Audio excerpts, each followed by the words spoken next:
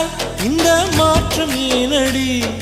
பிழையான வார்த்தை போல வாழ்ந்து வந்தேனே, உன்னை பார்த்த பின்னே என்னை திருத்திக் கொண்டேனே.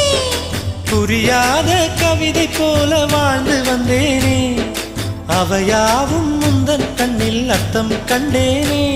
இந்த அருகம் புல்லின் மேல் மணித்துளியாய் நின்றாயே, எந்த பருவத் தோள்களில் பச்சை கிளியாய் வாழ்ந்தாயே.